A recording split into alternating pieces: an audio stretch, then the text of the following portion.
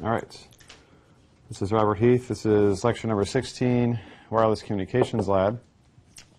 And today we're going to wrap up our discussion of synchronization. I'm going to start off real quick with a topic that I should have covered earlier. I want to review a bit of the terminology in OFDM systems to make sure we're on the same page. And then we're going to get back to frequency offset estimation in OFDM. And you should be able to describe how to and implement the coarse and fine frequency offset estimations and also estimate the frame synchronization. And then finally, we're going to talk about some specific techniques for channel estimation in OFDM. So you can use the time domain approach, but we're going to talk about approaches where you send your training information in the frequency domain, and so how we can use that to estimate the channel. And so you should be able to estimate the channel from training sent on all or a subset of the subcarriers.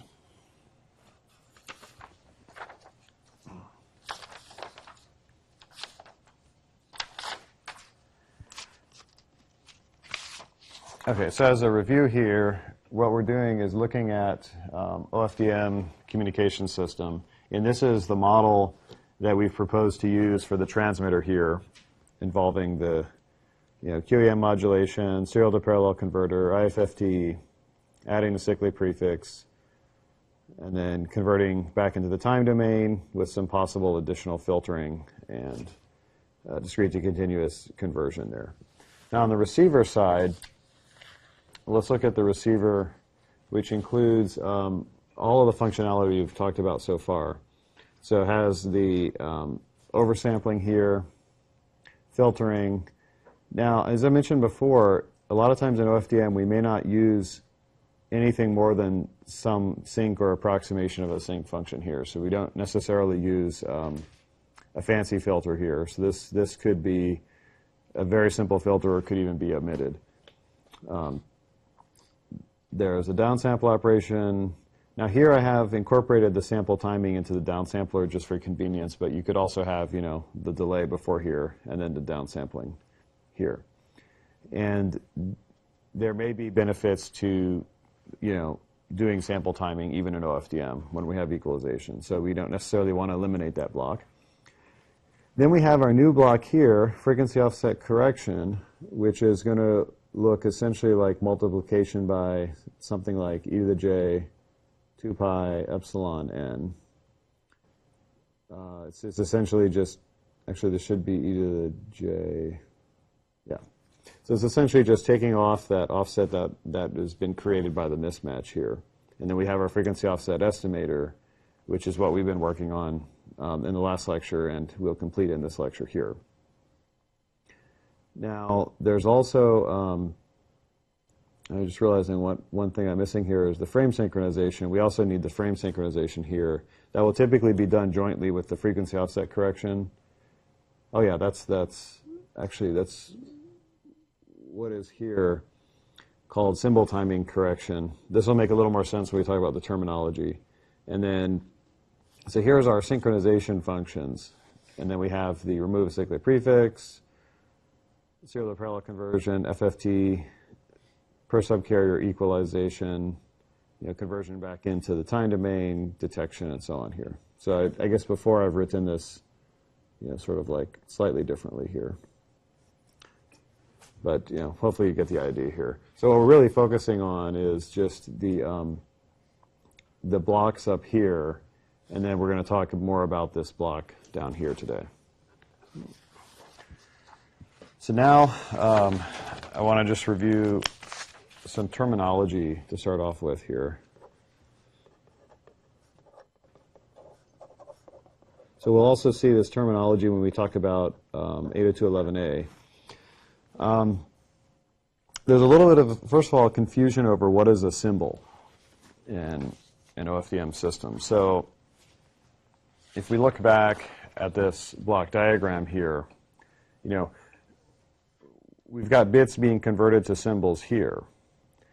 But in OFDM, we usually refer to a symbol as this, the entire vector here, or the either in the frequency or the time domain. So we usually refer to the output of this as a subsymbol. So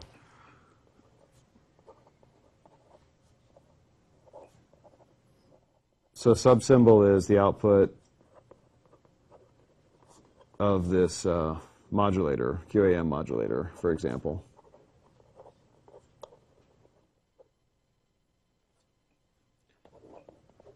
So what I mean here is the bits coming into the QAM block. The output of that we call a subsymbol.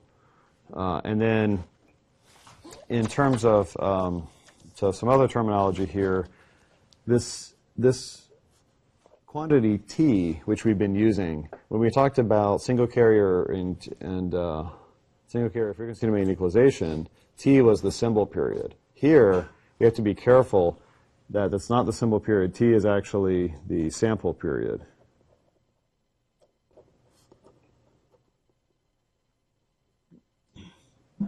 And then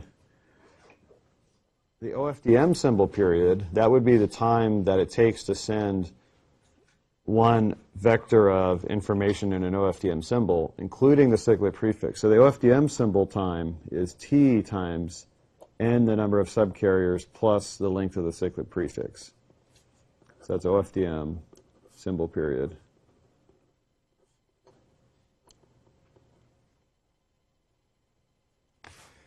And then, let's see, other terminology here.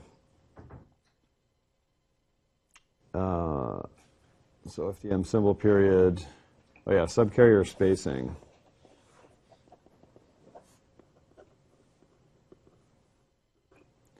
The subcarrier spacing, we see this in the 802.11 family of standards, this terminology here. It's essentially the bandwidth divided by the number of subcarriers, the total number of subcarriers, which is n.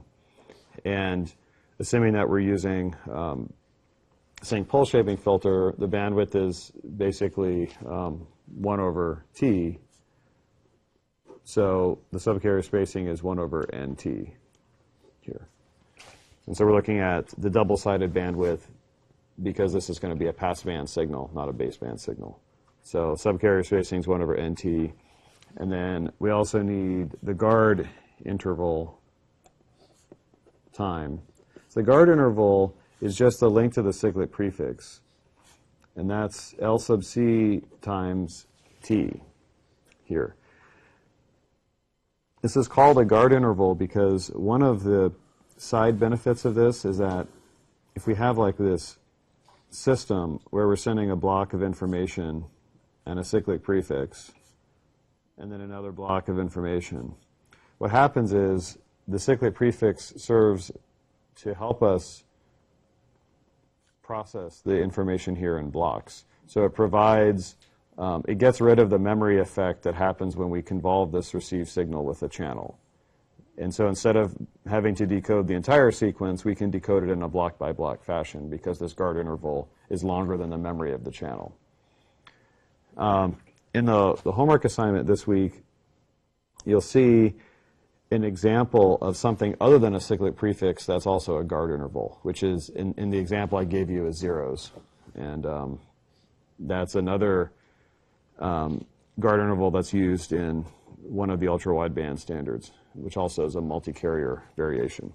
So guard interval doesn't have to be cyclic prefix, but in the context of OFDM, as we've been talking about it, it is a cyclic prefix length, and the only thing here is to note the time here. When we talk about channel propagation, we're going to make the duration of the guard interval be a function of the propagation parameters, in particular the RMS delay spread or the maximum delay spread. So we'll define those quantities later, but essentially when in the system design phase, you'll have to pick this quantity here to be about as long as most of your impulse responses that you're going to expect in the environment that you're working in. Okay, so that's some of the terminology here. So let me just for completeness here, let me put down symbol as, comprising essentially the whole signal. I should put that over here, including the cyclic prefix here.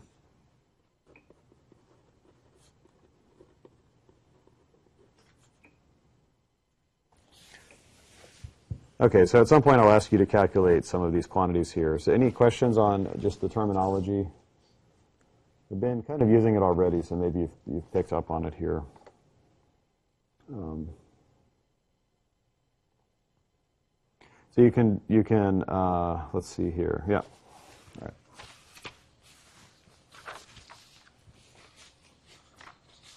All right, let's see here. That was OFDM terminology.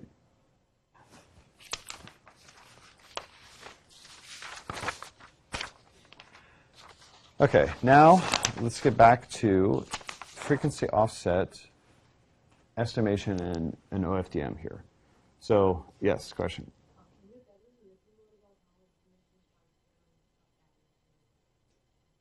How it's transferred? What do you mean?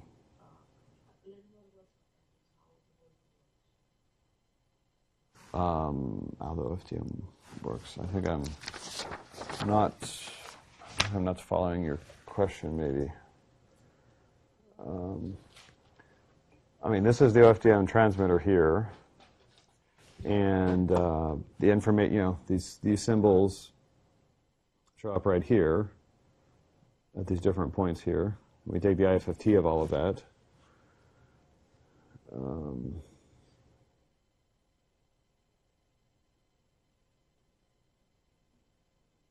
Yeah, I guess I'm not sure. I mean, the subcarrier is this. I mean, this refers to the frequency that's hitting this signal here, right? So I mean, when you take the FFT here, so we imagine that these symbols here are in the frequency domain, and then we take the IFFT of all of those symbols to produce the time domain. So in a sense, because we have the IFFT here, we imagine this whole thing here is frequency domain.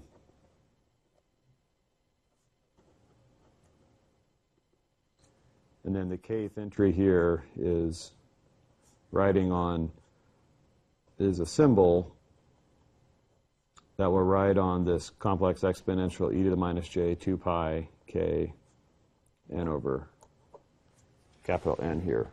Right? When you do the IFFT, you take the linear combination of these symbols times the e to the j. Actually, this is going to be e to the j 2 pi k n over n. And that's what gives your time domain waveform here.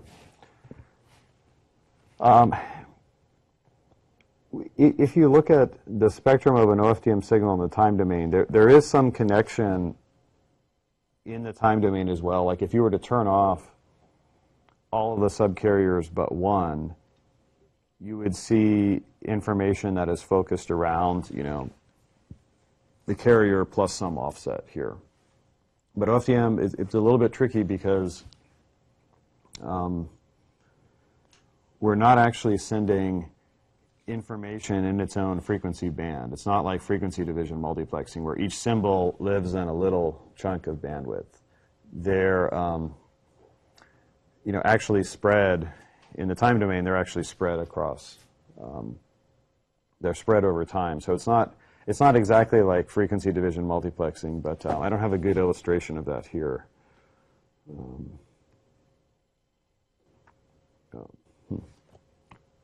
Does that make any sense?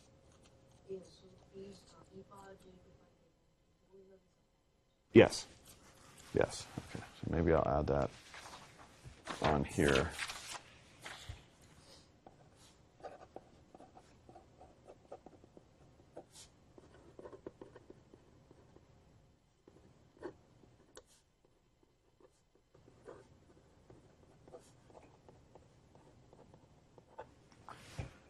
Yep. So, and the thing is that OFDM, at the end of the day, is really a digital signal processing technique. You know, it started off, you know, there were initially some very early variations where the modulation was actually somehow done in the analog domain, but now it's really appropriate to think about it as this digital modulation trick here.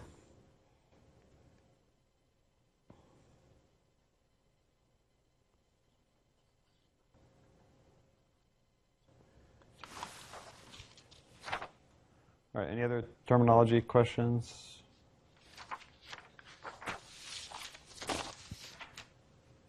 Okay, so let's go back to OFDM receiver here. So effectively, what we want to do now is finish the discussion of the frequency offset correction and then also talk about the frame synchronization here. So that's, you should be able to describe and implement this, and you'll have to do this in the lab as well. Okay, so just as some review here, so let's just start off with OFDM, carrier frequency,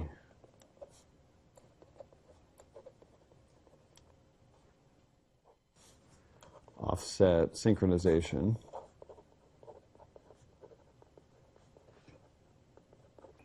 Here. So what we talked about in the last lecture was that we could use this trick with a periodic training sequence here. So we could estimate the offset here. So some of the key ideas from the last lecture here. The first one was that, well, simply the model for carrier frequency offset in discrete time, a good model is something like this here.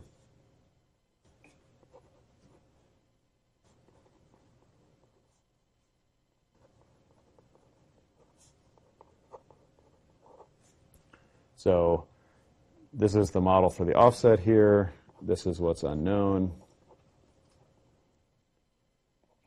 2, the correction involves multiplying y of n by something like this here. So the correction is just simply e to the minus j 2 pi epsilon hat n times y of n. So that operation itself is essentially just a phase rotation. And then 3, the key idea was to use periodicity in W of n. So in particular, we went through a detailed example where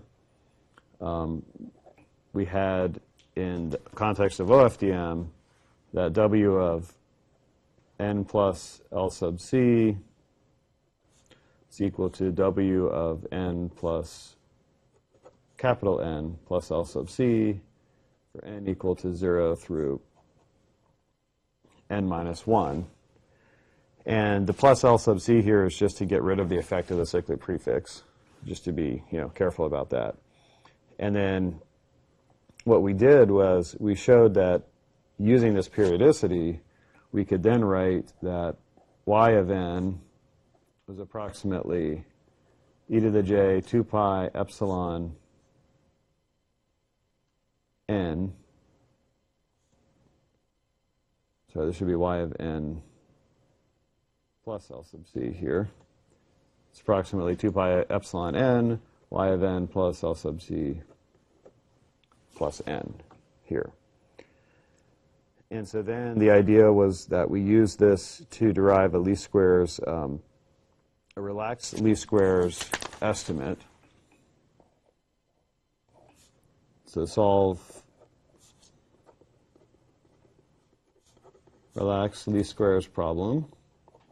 And so then we solved for something like y of n plus L sub c is equal to alpha y of n plus L sub c plus capital N for n equals 0 through n minus 1. And we built a nice set of linear equations and then derived that this alpha hat is equal to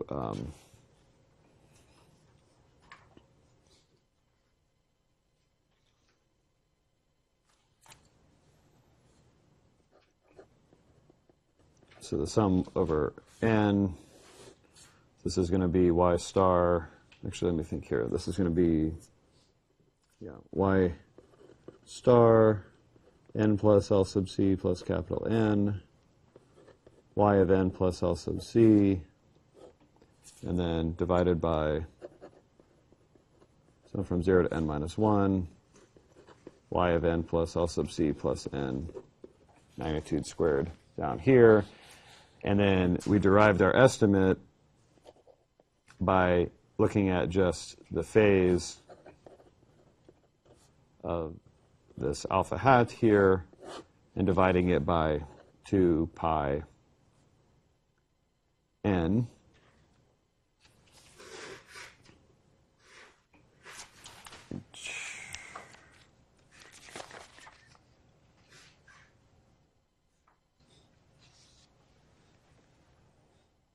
Sorry, it's 2 pi, yeah, it's 2 pi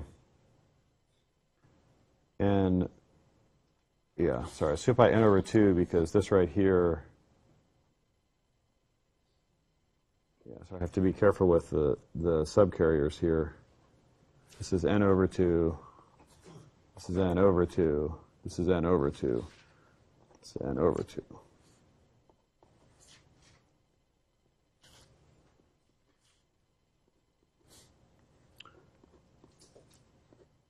Okay, that was an easy fix.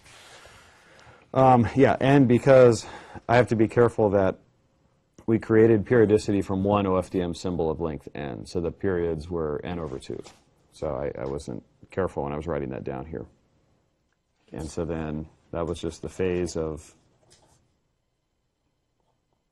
this alpha hat here over pi n here. And then other observations that we made, one is that this quantity right here, this is a correlation up here.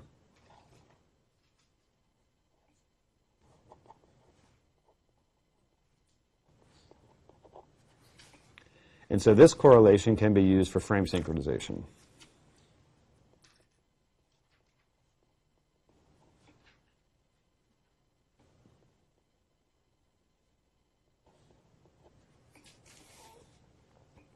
And then this down here is a normalization, and I suggested a couple other alternative normalizations you can use as well in the frame sync piece here.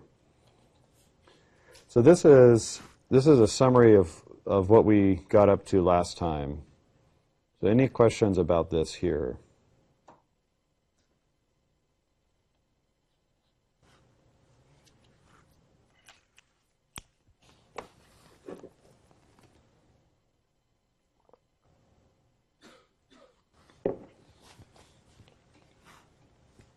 Questions? No questions? Those of you hiding behind the screen, no questions? Okay. So that's what we did last time here. Now, the biggest problem with this approach is the correction range.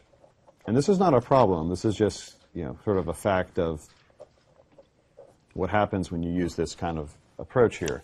The correction range is given by absolute value of epsilon is less than or equal to 1 over capital N here.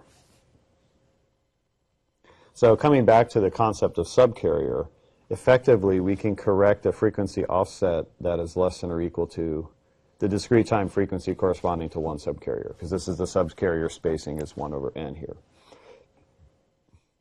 Now, why that's a problem is that a lot of times in an OFDM system, we want to make n reasonably large because we want to make the effect of the cyclic prefix rather small. If n is equal to 8 and your cyclic prefix is of length 8, you have a whole lot of redundancy. So we want to make n like 256 and the cyclic prefix of length 8 to make that overhead very small.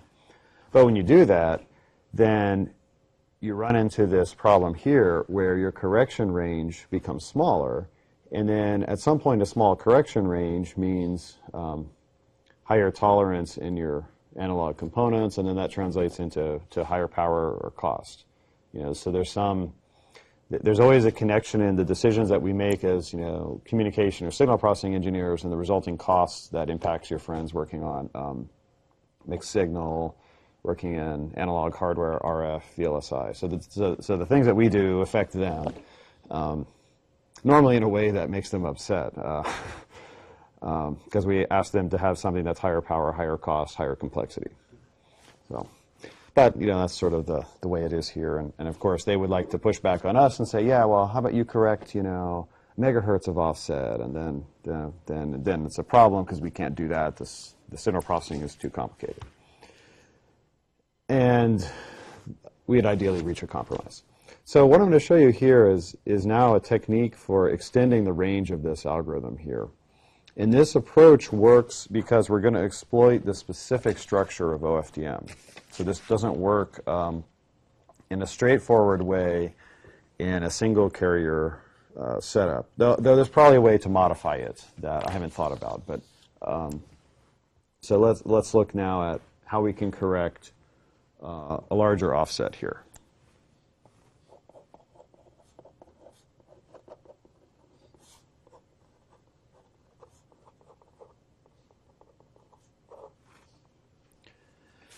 Okay, so essentially, first of all, we have to think for a second here about what we're actually finding when we do this correction algorithm here. So the issue is that there's what we have is, let me put this hat here. We have a frequency offset that looks like e to the j 2 pi epsilon n here. But our algorithm, if you apply it to the case where epsilon is greater than this 1 over n, it still works. All it's going to do is it's going to find the fractional components of that estimate here. So you can always rewrite the this as e to the j 2 pi. Effectively, we're going to write this as a multiple of capital N over 2. So this is going to be e to the j 2 pi. So let me write that here.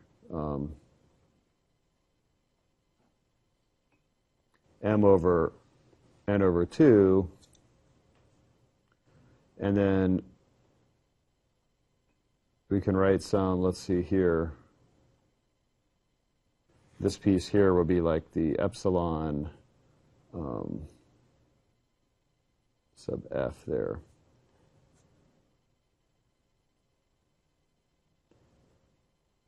Of m. Let me see if I've written this correctly here. Yeah.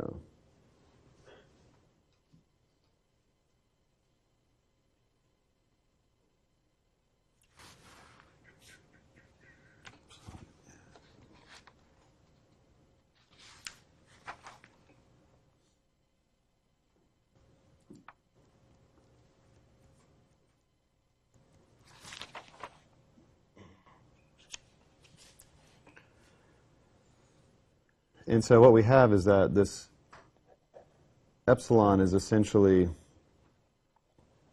some integer multiple of 1 over n over 2 plus some offset here. And this is the fine offset.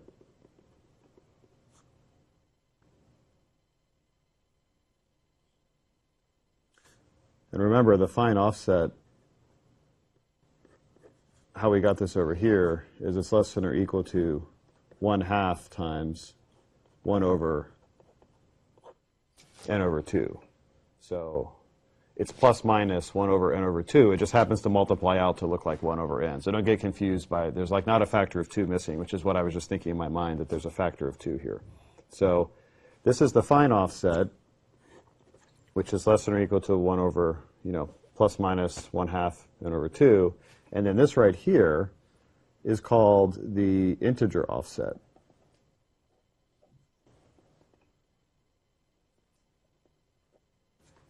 And so this ends up being a multiple of this factor of n over 2 here. And so effectively, because of this periodic structure of the training sequence, we're not able to get offsets that are multiples of that inverse of that period here. So that's kind of the problem with this approach here. But it turns out, because of the structure of the OFDM signal, we'll be able to get this as well, at least to some extent here. So effectively, so what we've done so far, when applied here, we'll get a good estimate for this. So we can estimate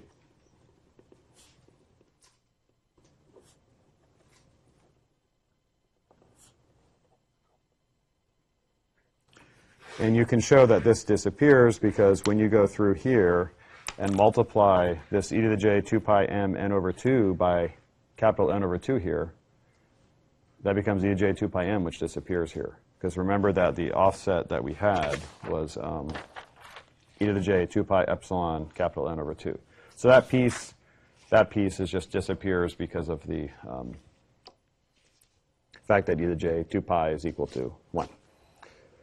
So we've already got this. So now let's talk about how to get this integer offset, assuming that we've corrected for the fine offset here. So that's what we're going to do right now. So now consider the integer offset here. So we have that y of n is equal to, let me put here, after correction. So we have y of n is equal to e to the j 2 pi m over n over 2 times n, sum from L equals 0 to L, h of L, w of n minus L, plus noise. And then we can bring the 2 up and rewrite this as e to the j 2 pi m 2n over n, sum from L equals 0 to L, h of L, w of n minus L, plus v of n here. So now we're going to focus on estimating that m being an integer. And so we're going to see how to estimate that m here. And so this is the key ingredient of the Schmidl-Cox algorithm here.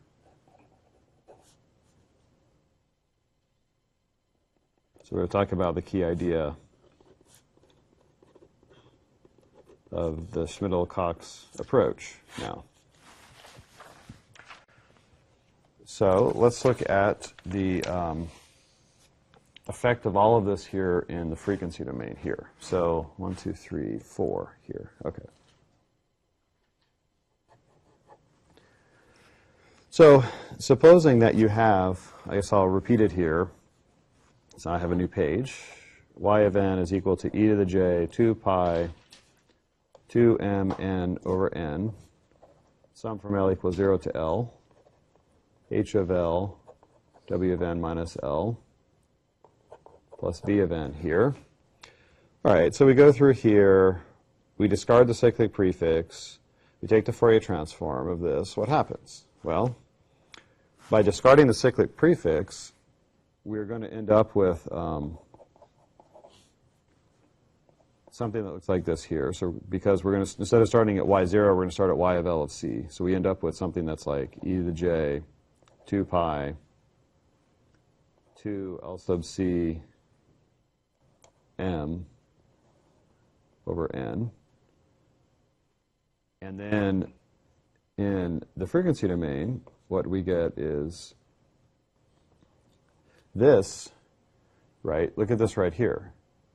This is a special complex exponential multiplying, is going to, after we get rid of the cyclic prefix, multiplies our periodic convolution. So we know that convolution in frequency domain is multiplication, and then if you multiply by this special discrete time sinusoid, you get a shift in frequency. And in particular, the shift is going to be 2m. And so then this becomes y of k minus 2m. And it's a circular shift, so the whole thing is modulo n times s k minus 2m modulo n plus noise, which we don't have to deal with because it's shifted noise, but it doesn't matter. So we get our unknown parameter m shows up essentially here, shows up here, shows up here. So now the question is, what can we do? I have to keep in mind that we don't know at this point the transmitted, the channel h. We do know, though, the symbols s here. We also don't know, though, the multiplication m, and we don't know their shift. So at this point, there's different approaches that you could take to try to estimate this. So I'll describe the Schmidl-Cox approach, which works as follows here. So the idea with this Schmidl-Cox is to use two OFDM symbols.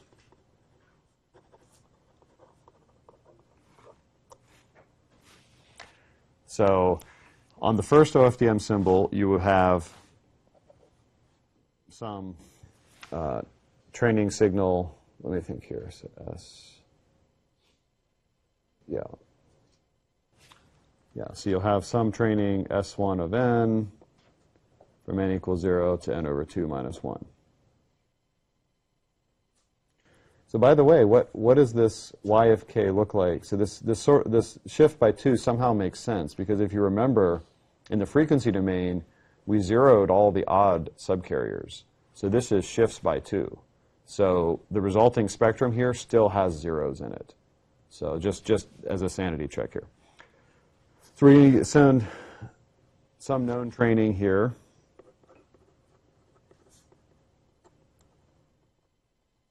I guess I should call that T, just to indicate it's training here.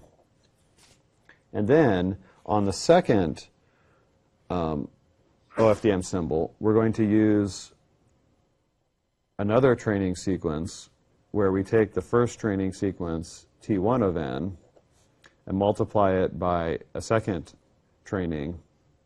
Let's call it T2 of n here. N is equal to 0 to n over 2 minus 1 here. And we're going to suppose that both T1 of n and T2 of n come from QPSK constellation here. And by doing that, then we can see here that if we let this here be equal to T3 of n, that T3 of n times T1 conjugate of n is equal to T2 of n. And the reason is that when you multiply the QPSK symbol by another QPSK symbol, you get a third QPSK symbol. So it's closed under multiplication. And this is an example of what's called differential encoding.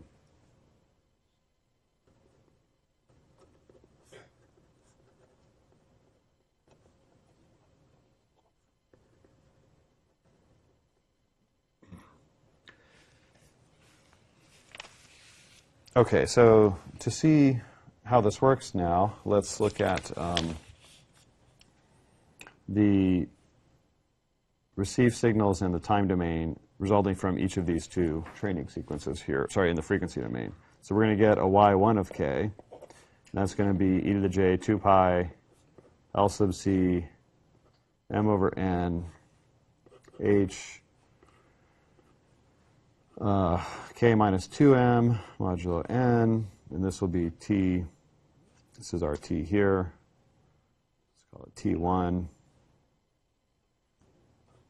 of k minus 2m modulo n plus some noise here. And then the second one is going to be y2 of k e to the j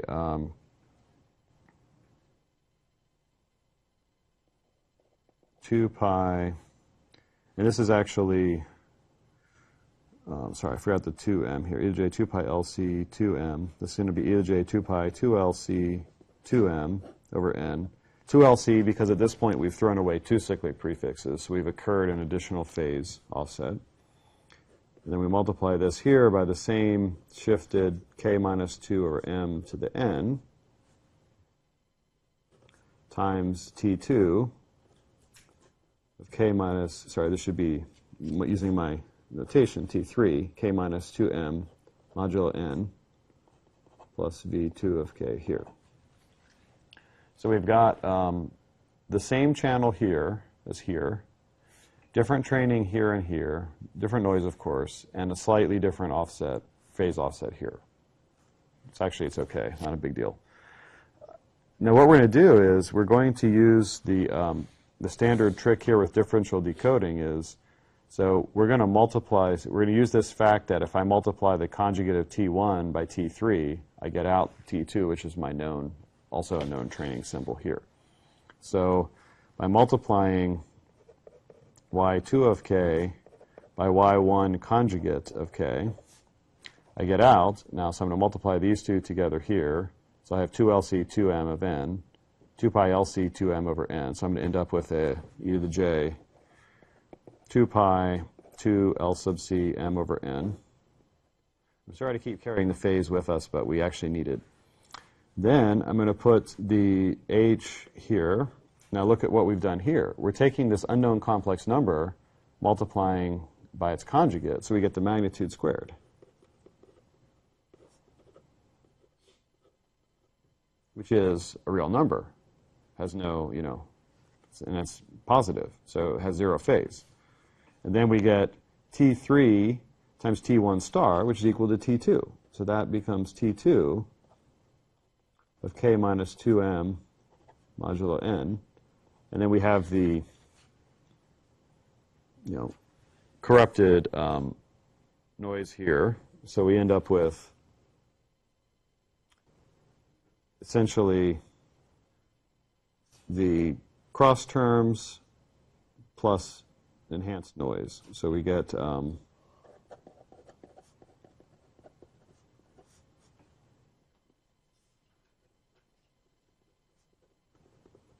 because effectively we end up with this conjugated times noise, this conjugated times noise, plus noise times itself. So there's some extra noise terms here that we're going to neglect at this point, treating them as noise. And so now what we observe here is that neglecting the effect of the noise here, this phase we know, because it's a QPSK symbol, this phase is 0, and this phase we don't know. And the reason we don't know it is that we don't know m. So this is why I was carrying through the m all this way, because we end up with m right here. So what we're going to do is then is we look at the phase of y2 of k, y1 star of k, and that phase is equal to 2 pi 2 L sub c m over capital N here, plus the phase of this T2 of k shifted by some unknown amount m here. And so then at this point, that's actually all we want to do. So we're going to take this right here, and then there's different ways you could do this here, but essentially we're going to search over offsets m, 0, 1 through. Now notice that because that n over 2, we can only go up through n over 2 minus 1, and find the one such that minimizes, for example, the squared error. So this is actually not a linear least squares problem, but you could look at this here. So take the phase here, subtract off. It's a little bit difficult, so you might want to do something like we could look at the phase of y2 of k, y1 star of k, minus 2 pi 2 L sub c m over n, minus theta of k minus 2m modulo n. And then I don't know if we need a modulo here or not. We may need some additional modulo. I don't remember now. But then we try to minimize something like this, a sum over k. So some kind of a squared error here. I reviewed the paper this morning just to make sure I had the exact algorithm correct, and this particular step here is just kind of described in a paragraph, not in an equation, which is unfortunate here. I'm sure it's described better in another reference here. But that's essentially the idea. So we're going to look for different integer values and try to find the one whose phase profile matches the offset that we're looking for. So that's essentially it here. And I'm just thinking in the back of my mind that we may, because this is phase, we may need to modulo by 2 pi here for this actually to work, is my suspicion. But I'll put a note here.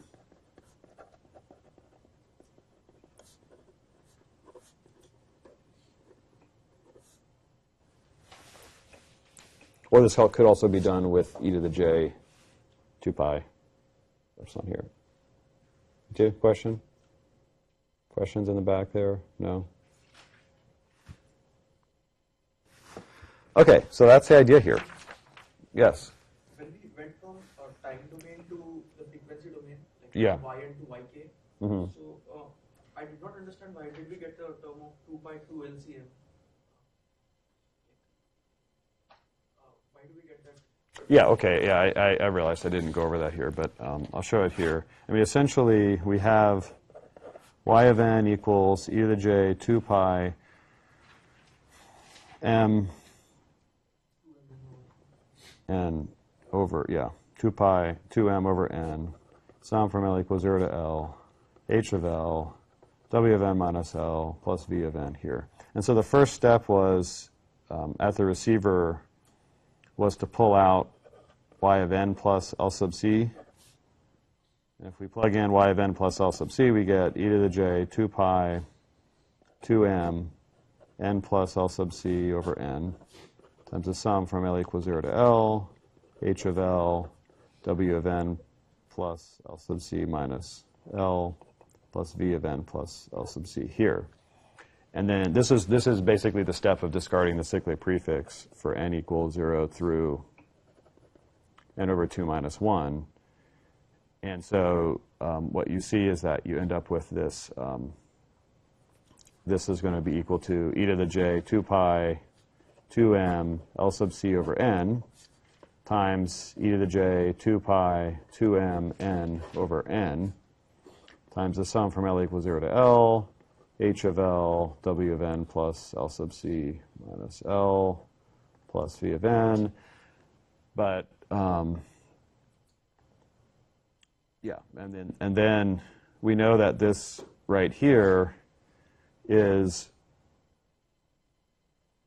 by the same argument here, approximately equal to w of n plus L sub c plus capital N over 2, which is equal to e to the j 2 pi 2m L sub c over n, e to the j 2 pi 2m n over 2 over n, which goes to 1, and then sum from L equals 0 to L, h of L, w of n plus L sub c plus n over 2 minus L plus the noise, whereas this right here is equal to w of n plus L sub c minus L.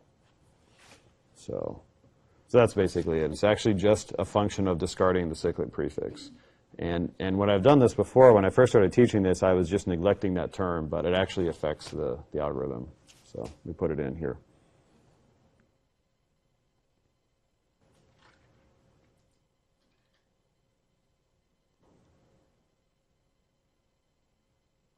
Yeah, so other questions here.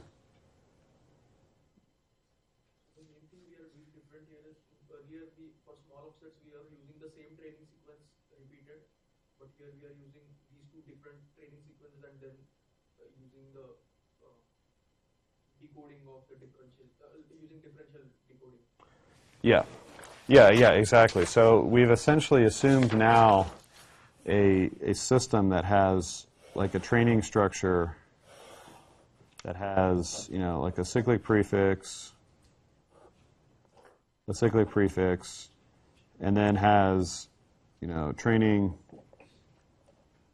T1 of k in the frequency domain here, still creating periodicity of n over 2 here, and then another training here that is differentially encoded in the frequency domain, again here with periodicity of n over 2. And then we're using properties of the relationship between these two to recover that extra enhanced phase. Now note that we did not use the structure of this here for the fine offset, but naturally you could use it for the fine offset. So you can exploit, so the nodes, can use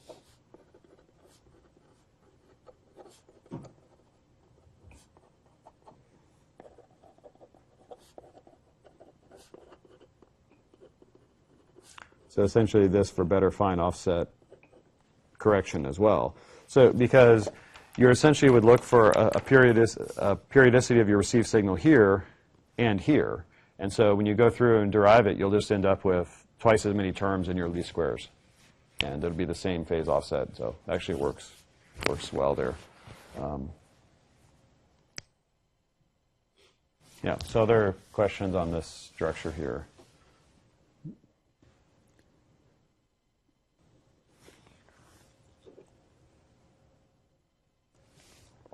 Now think about it here. I mean, what we're doing is we are, for the sake of having to correct this impairment, we are introducing special structure in the transmitted signal. So this is not that we're taking an arbitrary OFDM signal, applying an algorithm to it to estimate the offset. We are adding a special kind of training to help us out as signal processing communication engineers to estimate this offset. So so it's a very particular approach to solving this problem.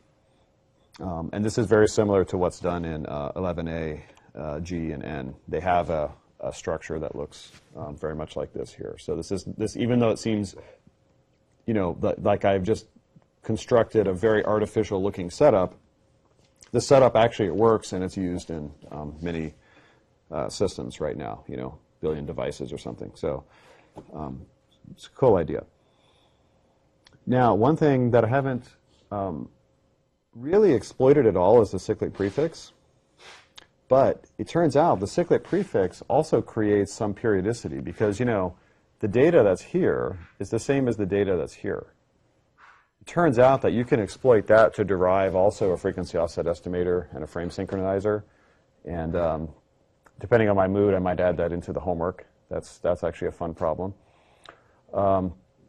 And that can actually be used to improve the frequency offset or to help for track or even as an alternative to this training-based approach. There's a whole host of different ways of doing this here. You can have multiple repetitions of packets, and you can do there's some benefits to sign flipping of the packet.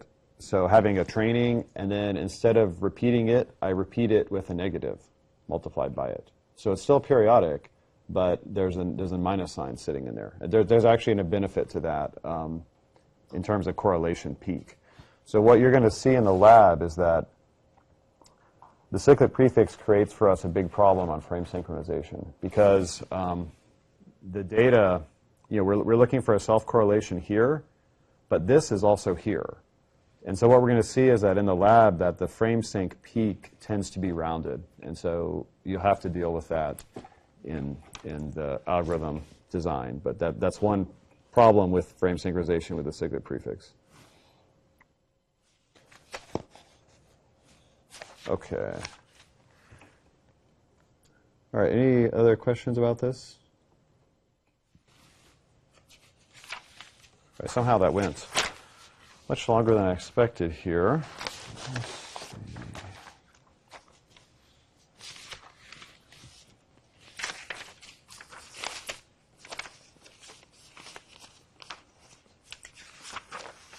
Oh, yes, all right.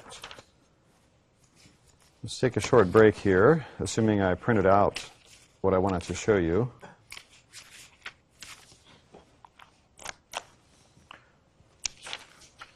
You would think after 16 lectures I would have a scheme for organizing all of my papers up here. It's still not happened.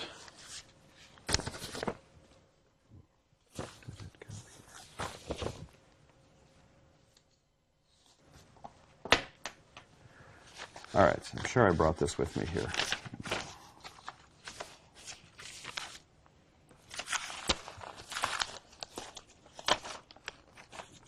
All right, I'm not sure I brought this with me now. Where did it go?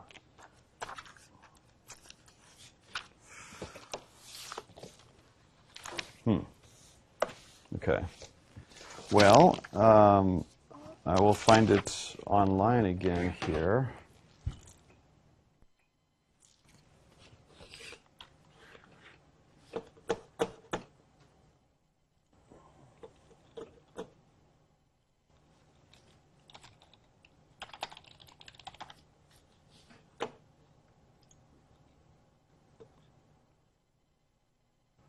Ooh.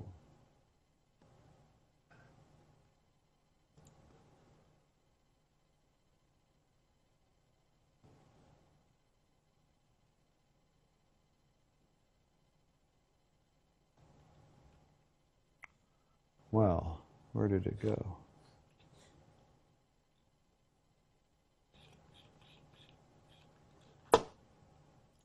All right, so just take 1 minute here. All right, fine. I'll use this article here.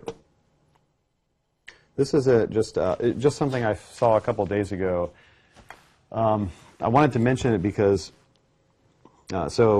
in our wireless center, both AT&T and Crown Castle are affiliates. They sponsor the Wireless Networking Communications Group. And many people ask the question of who is Crown Castle and what are they doing? And why are they involved in a university that does wireless research? Seems kind of weird. Well, so Crown Castle is effectively a real estate company here. Advanced. Yes? What was that? Oh, the And ad. lowering emissions. Oh, wow, I see. Live more That is comfortably. extraordinarily annoying. Nice. I thought I was like hearing something in my head here. Okay, glad you heard it too. So they own towers, land and towers, and their business is purchasing towers and leasing them to different cellular providers. So you've seen towers around, or tower space, or space on buildings, and so they secure the rights to, in some cases, build a tower, or they purchase a tower from an existing owner, and then they put together a leasing package to different companies that want to use tower space. And so the pricing is a function of what kind of antennas a company wants to put on the tower, and you can't put too many on the tower, and there's different constraints there. Or the net of it is they're making money off of these towers here, and so they've purchased a whole bunch of AT&T's towers, and then have also gotten the right to lease and operate a whole bunch of their other towers for the next 30 years. So that'll mean that they'll be able to take AT&T's towers and also lease space on those towers to other companies as well. And so for that right, they've paid a trivial amount of money, almost $5 billion in cash. Says, yeah, I assume it wasn't like suitcases of, cash that they rolled over in a truck. It's probably a wire transfer. But I mean, this is pretty amazing, though. That this market has so much potential that someone is willing to pay $5 billion. Of course, and imagining they're going to make more money. I mean, they could just invest that $5 billion in some fund, right? So I mean, they're going to make money off of this. Just incredible to me, given how much money it seems to be here. And so this is just something I wanted to show you here. It's kind of interesting. And so where this was something else here. AT&T is going to pay $2,000 a month for a site here. Yeah, so if you think about it here, that's kind of like the rent for an apartment, just to have space on a tower. And you can probably fit a lot of these several people on there. So imagine, get 3-4 months of apartment rent per tower per month. That's pretty cool. In fact, I'm wondering, we should be buying towers too. That seems like a good business to be in. Actually, it's very hard because there's a huge amount of legal work that's associated with building and permitting a tower, because nobody wants a tower. Nobody wants to see the antenna as the base station. They're ugly. So there's a lot of expenditure that goes into actually buying and building a tower. So it's not exactly as easy as putting up something in your backyard, charging everybody $2,000 a month. So yeah, I'm thinking about it here. My neighborhood's pretty relaxed, so I wonder if I could put up a tower in my backyard. Huh. Yeah. Anyways, any comments on this? Anyone here own any tower space or a tower they want to sell to Crown Castle?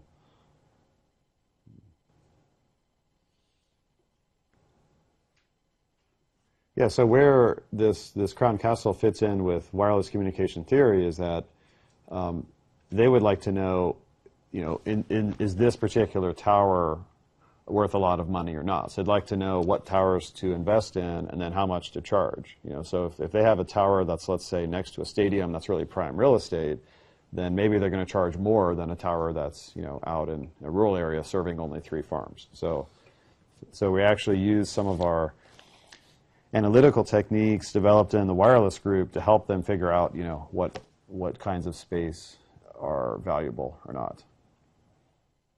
So that's how it fits in with wireless communications, and it actually does fit in with some of the material we talked about in the lab.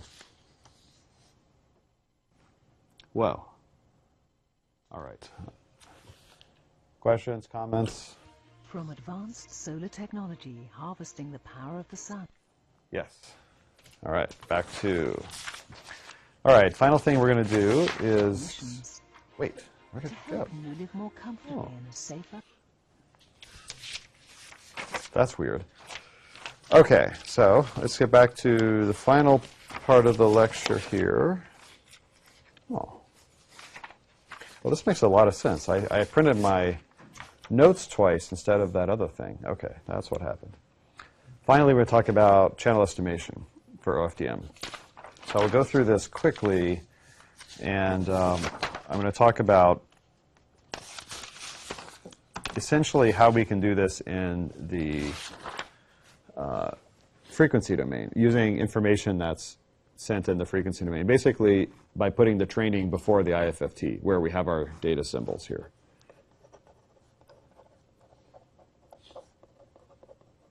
So you won't believe it, but we're going to use this mathematical technique at some point called least squares here, just as a preview. I know it's a surprise.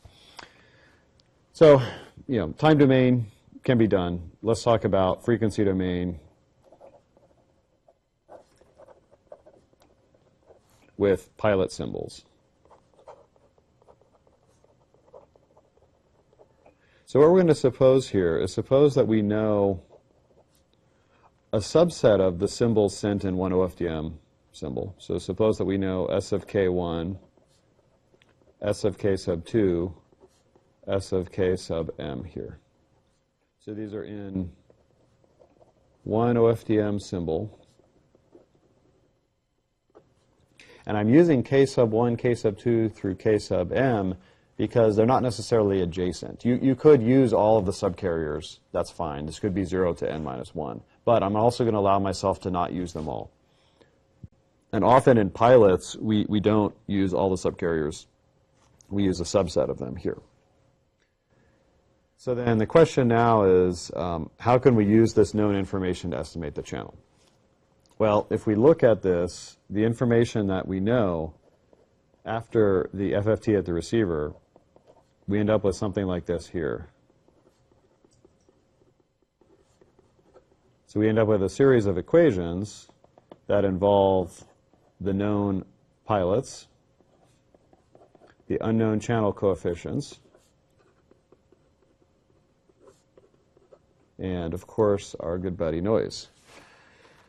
So approach, now first of all here, you have to think for a second here now. There are n unknown channel coefficients in the frequency domain. But remember that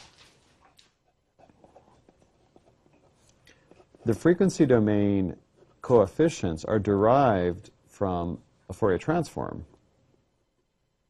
of a small number of time domain coefficients.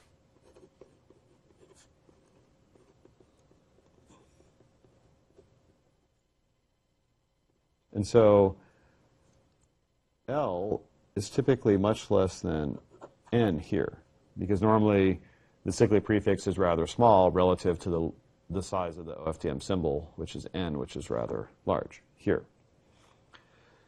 So what this means, if you look at this in the frequency domain, is that adjacent subcarriers will be somewhat correlated. You know, the difference, if you have n of like 2,000 and L equals 2, the difference between h of 0 and h of 1 is going to be kind of small. And the difference between h of 1 and h of 2 is kind of small. So it's kind of like you're oversampling in existing Fourier transform here. And so what you can do is you can use this technique, which is called estimate and interpolate. And this, I'm sorry to say, does not use least squares. What we do is we use this symbol here. So we say, okay, h of k1 hat is just y of k1 divided by s of k1 here. And similarly, we get h hat of km, y of km divided by s of km. So we use a simple one-tap estimate here. And then we build up in the frequency domain. You can imagine, you know, so I'm not, we actually do the interpolation in complex. I'm not drawing this very carefully here. But essentially, you know, you can imagine that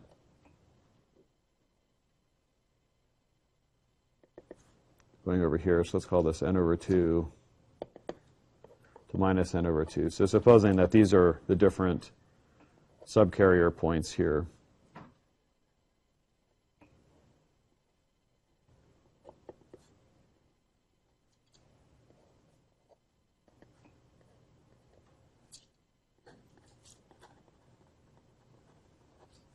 And then you're supposing that you know, for example, these here, and so then you use an interpolation algorithm to, to interpolate between all these known points here and fill in the gaps here. So use interpolation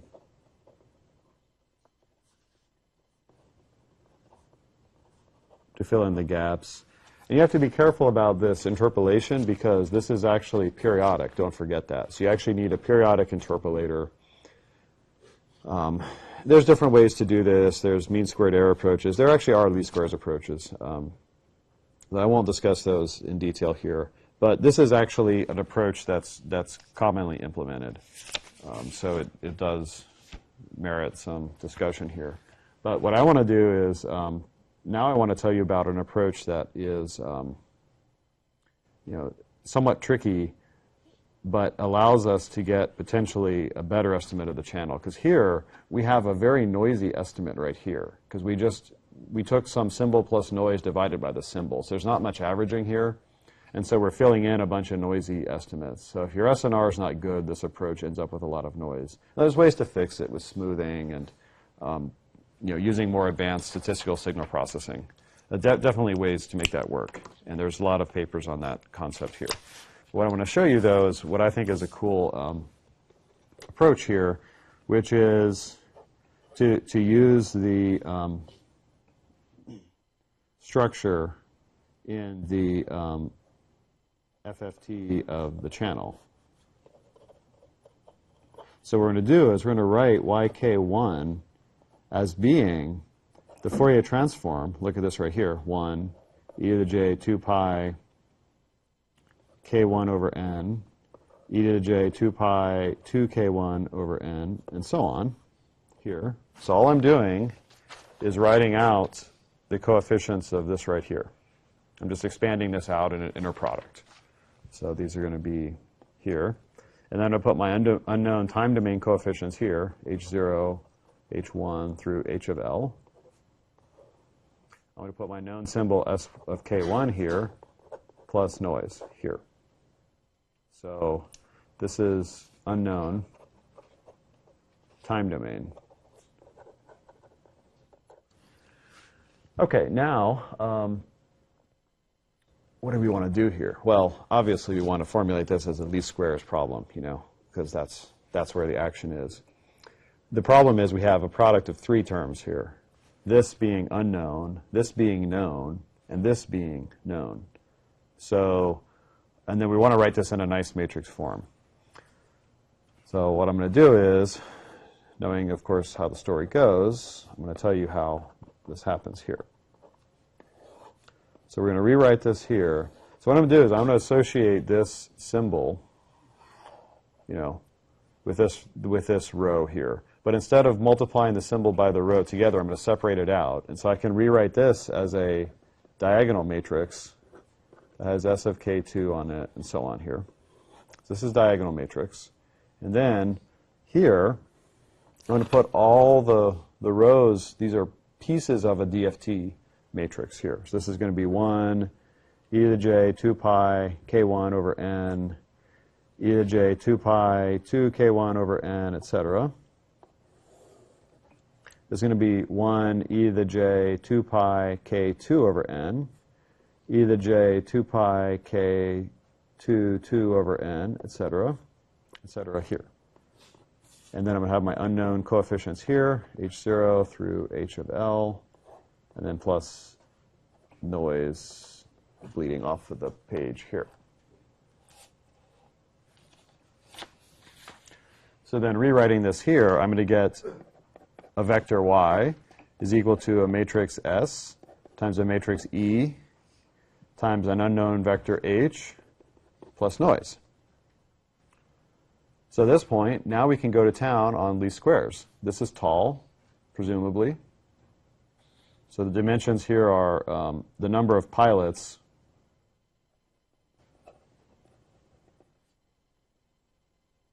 here times L plus 1. So that's the dimensions of E here. So you need at least as many pilots as channel coefficients. So assuming that it's tall, so you need number of pilots greater than or equal to L plus 1.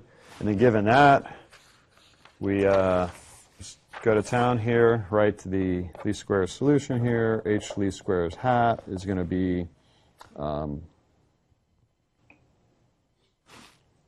hold on here. Let me write the S hat.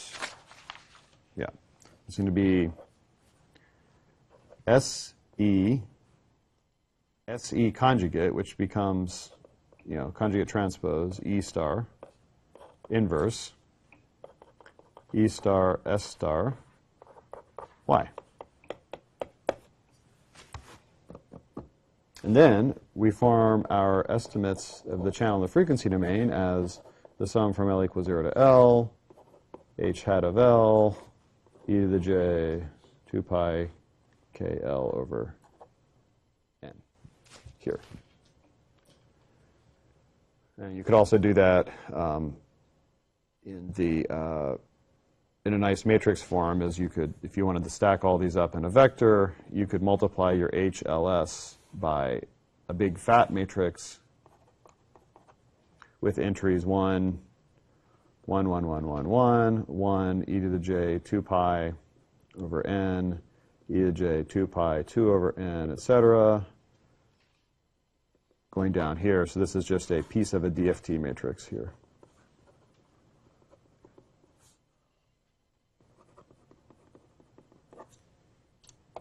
And so then that would give you the coefficients in the frequency domain just directly here. Mostly we use this for mathematical purposes here, for analysis. That's DFT matrix, piece of a DFT matrix here. So that's the idea here. And so what we do with this approach is we exploit the structure in the frequency domain, because we know our frequency domain channel coefficients are all linear combinations of a few time domain taps. And so we want to use our pilots to estimate those few time domain taps, and then we go back and derive all the frequency domain taps from it. And so hopefully you can see that this approach should lead to much lower error than this estimated interpolate approach. So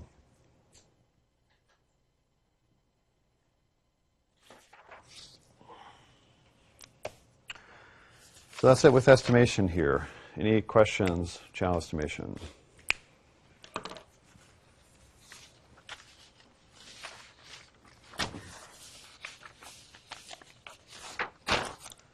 All right, so to summarize, we reviewed OFDM terminology here. So you should be able to compute things related to that terminology, the subcarrier spacing, the number of subcarriers, the guard interval duration, the OFDM symbol duration. We talked about frequency offset estimation in OFDM. So here, you should be able to derive the fine and the integer offset carrier frequency offset estimators and implement them in the lab in simulation. And then finally, we talked about channel estimation. And you should be able to compute an estimate of the channel using that structure that I just showed you here. So using, the frequency domain structure to derive that least squares problem, or to be able to do it in the time domain and then go into the frequency domain as well. And that's it.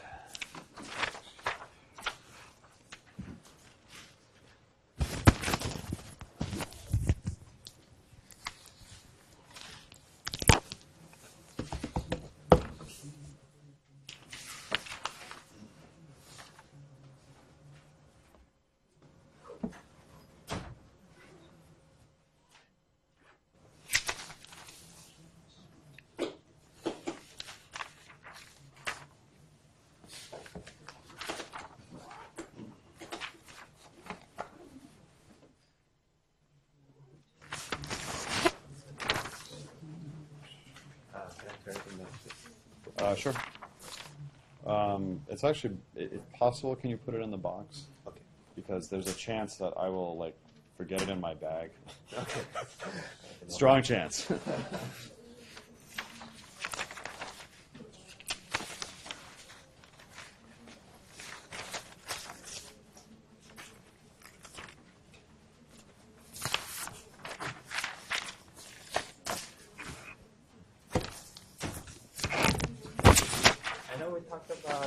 The research topic on Monday. Yeah. But is there any way I can get a little bit more feedback today? I wrote my, project proposal. Mm-hmm. I just wanted to see what you thought about, the assumptions and maybe, get a little bit more guidance as to. I mean, you can tell me. Yeah. What's the current setup? So I was talking about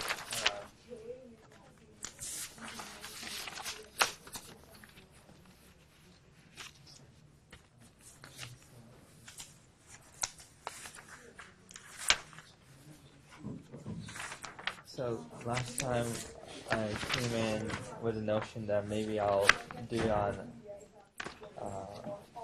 a particle swarm optimization on M-band D2D. Okay. So I guess the key thing is just in this particle swarm optimization, I think this part, I just made, some assumptions here regarding I'll be the main thing for this optimization is I'm trying to find the most efficient way to do. I want to find the most efficient, power efficient way to do mode selection. Yeah. But then my power efficiency, I guess I didn't really have a concrete grasp on that yet. So I just said I'll figure it out in the next few weeks. But I don't know, is there a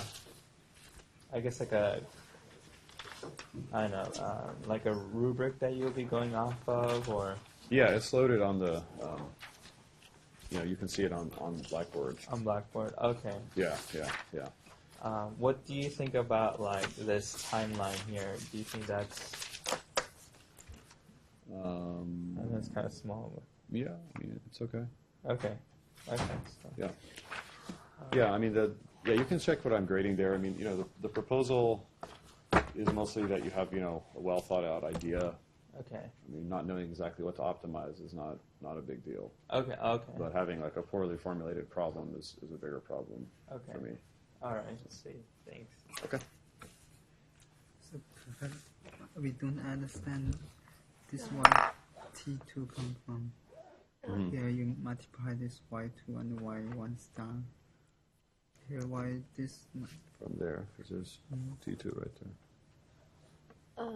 I don't get the idea of differential encoding because I think this equation is in the time domain, and is it a multiplication This is in frequency. frequency? Yeah. this is frequency. Yeah. These are just symbols. Yes. So different. This T, capital T is also frequency. Yeah. I mean, I just should have written them in frequency, Oh, but okay. you can So write them in this frequency. is T. Yes. Capital T. Yes.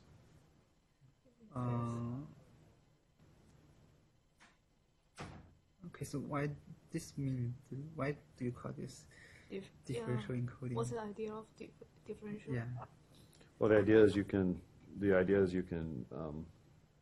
multiply these two together, and based on that, so this multiplication in phase is a difference, right? You're taking the phase of this, subtracting the phase of that, and the difference of that phase equals this new information symbol. So this is used, it's an encoding technique that is robust to phase offset. So if you don't know, so suppose you have a channel and you don't know the amplitude or phase of it, but you don't want to estimate the channel for some reason. Yeah. So you don't. So you know that it's not changing, but you don't know what it is, and so it affects each symbol by the same offset. So if you multiply this symbol by the next one, the conjugate, then the phase offset cancels, and you're left with the product of two things. But if you design the symbols such that it satisfies this property, you're left with one symbol. If you didn't use this differential encoding, then you'd have the product of two symbols sitting there, which actually for the training purposes would be okay, but it just simplifies the notation here. Okay. Yeah. Yes, feel free to ask a question in class too. I was just thinking because I was confused by the notation of Yeah. Yeah, I know. Yeah, I should have made it capital looking there. Okay. So Yes. I was going to the second problem that you pointed out, how 802.9 is not equipped to deal with time varying profiles. So there are like a whole bunch of papers on channel characterization and like Doppler spread, power dealer spreads, and there are also papers on how to deal with it, like papers that suggest adaptive estimation or Yeah. Okay. Yeah. compressed sensing. So Yeah. is it better to do like a broad survey of all these things, or is it better to like focus on, say, estimation, like one of the techniques of estimation? Well, okay, the thing is, on a survey, the overall writing and presentation is probably most important. And so, either is okay with me. I mean, you have to tell a story in the survey. Survey is a little bit different than a regular paper. So you have to motivate the problem. And you could do different things, right? You could say that, it's known that 802.11p is based on 802.11, but it has a lot of challenges because of Doppler or whatever. So then you could summarize, discuss those challenges, and then summarize some of the different techniques for solving it here. You don't necessarily have to talk about everything. Okay. I mean, survey is hard because of that. Yeah. Because there's actually too much, and you have to filter it out yourself. Okay. And so then some of the things I look at on a survey are, do you have, like, of course, the right idea and demonstrate understanding of the material, and then do you identify what are the key references, the key prior work? Okay. So that's important there. So for example, suppose you cite a conference paper from a recent, like maybe a 5-year-old conference. Mm-hmm. Then I might look at that and be like, well, that's kind of a short paper. I wonder if that's really important. Okay. And then, and maybe I go online in Google Scholar and I see, oh, it has 300 citations. It is indeed important. But if then I go there and I see it's got 3 citations and it's 5 years old, then I'm going to think, well, probably it's not important. Okay. So you should take citations a little bit into account in just thinking about this here. When you read a bunch of papers, you'll see that a few get cited again and again, right? So that becomes the core of the previous work. And then when you're talking about different strategies for mitigating, sure, you could have a couple of recent papers in there. I mean, that would be acceptable. Okay. But yeah, the other advice I can give is to try to read quite a bit first, and then down select. So you have to kind of read and think about it, and identify. Here's my stack of papers. Here's the few I'm going to talk about. So you need to go through that initial phase relatively quickly, but put thought into it, and then you can focus on a subset of papers, and then just use that subset. Okay. Can you tell me a little bit about what are the classes of estimation algorithms that are used, like for the time varying channels? There's like adaptive estimation. I saw something on Rayleighian K-factor analysis, like reduced Wiener filters. Yeah. Okay. So there's different algorithms, and there's also different models. Yeah. And so most algorithms make some assumption about what the channel model is. So like Rayleighian K-factor would come in if there's assumed that there's a line of sight component in the channel. Okay. Having a single Doppler shift assumes that there's like not a lot of scatterers and there's only direct path. There's other channel models that use a basis expansion for the time varying channel. I don't know if I've seen that work in 11P. I've seen other work on that in time varying OFDM systems. So there's different models, and then the estimation there's mean squared error, Wiener filters, adaptive filters. I don't know. Those are different approaches. Okay. You said the survey should also include an implementation component, right? So. Yeah, basically you should have some simulations. I don't mean like in the lab. Yeah, you should have some simulations. So will it be like I pick like the whatever model I think is most relevant, or and take the solution for that and try to implement it? Yeah, so ideally a simulation would involve comparing algorithms in two different papers. So that would be like the ideal case, because what often happens is that in papers, people use different assumptions and different models, and you really can't compare the results.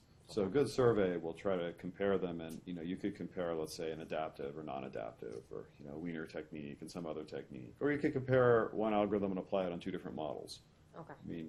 But the point is to get some comparison, and also, just as a practical matter, when I first started teaching the class, people were picking the survey because they thought they didn't have to do any work, and then unfortunately they ended up being really bad, and so I wanted to have that component just so that the work is similar to doing a research project, with the emphasis and research being you try to come up with something new, and here you try to comb through a lot of work and come up. You're coming up with something new in the sense of it's like your perspective on that work, but you don't have to come up with like a new algorithm, new idea. Okay.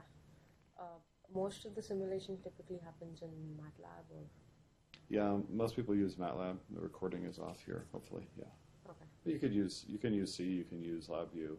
Okay. It doesn't matter. But, one last question. Yeah. With the material that will be covered in the class from now, will it be enough for me to understand the mathematics in all those papers? Depends on what your signal processing background is. What is your... I'm doing a graduate course in DSP right now. Okay. Have you had any statistical signal processing? No. Yeah, it's probably... Have you seen like Wiener filter before? No. Okay, yeah. So then it'll be tricky. Okay. Yep. Will it be impossible? It's not impossible, but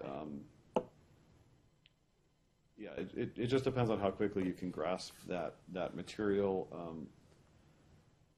Minimum mean squared error estimation, most of the time it looks very similar to least squares, except it involves correlations in there. But there's some tricky things in implementing it, because you have to estimate the correlations, and yeah, that's a problem there. So then I wouldn't focus on too many of the algorithms. Okay.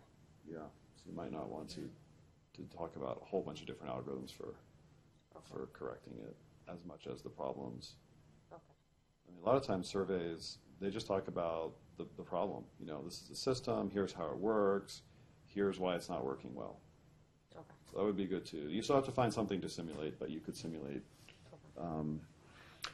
For example, let's see, you could talk about, like you could show why it doesn't work well in these different Dopplers as a function of different channel models, right? So there you would implement a basic 802.11 type simulator. You don't have to implement all of the details, but you can have essentially ideally you'd put in some coding and modulation, but you could use some existing package for the coding, and then you can simulate that in different kind of channel environments, and then try to draw some conclusions from that. So that actually might be better. So don't try to correct it, just try to characterize where the existing approach breaks down. Yeah, that would be good. Thank you. Okay, thanks.